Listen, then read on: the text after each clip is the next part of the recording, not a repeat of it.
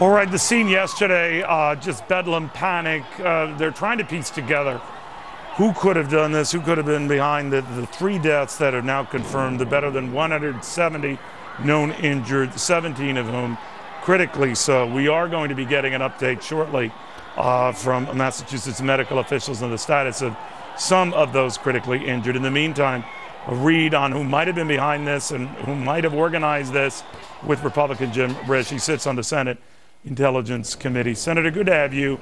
I'm sure you're putting and piecing these dots together, as are your colleagues. Anything you can share with us? Well, you know, Neil, I've been in a number of classified briefings today. Ordinarily, I come out of there with a treasure trove of information. I can't tell you. That isn't the situation today. Today, almost all of the information is what we call open source, things that you have access to.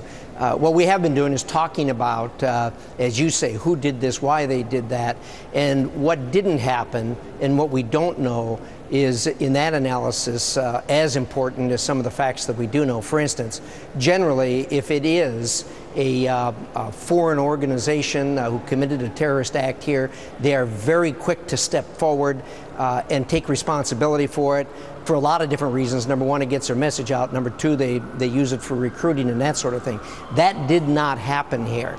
That's not always the case, but most likely the case. If you look at the reverse side of that, if it is a lone wolf type of an attack, or if it's an attack from some deranged American person, they generally do not come forward and take credit for it. And of course, that's what's happened. No one's come forward. So this is much more reminiscent of the event in 1996 at the Atlanta Olympics, as you recall, where a gentleman by the name of Eric Rudolph exploded a bomb that was inside a backpack and did the damage that he did.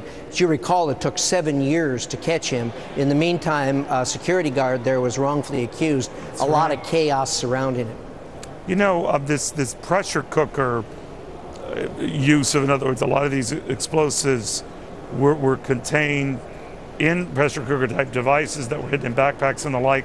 That's very analogous to the type of devices we're told, sir, that were used in Afghanistan and India, Nepal and Pakistan. So that once again raised the issue, well, then they almost have to have been foreign born. But as you pointed out in the Atlanta case, not always. And I think in the Times Square case, it was a similar type weapon that was averted, of course, in New York. And in fact, there was a Taliban group that had claimed responsibility for that. No such type of responsibility claims this time. What are we to make of just that? Well, first of all, Neil, you're absolutely right. The pressure cooker device is commonly used in Afghanistan, in Pakistan, in India. They've used those for IEDs.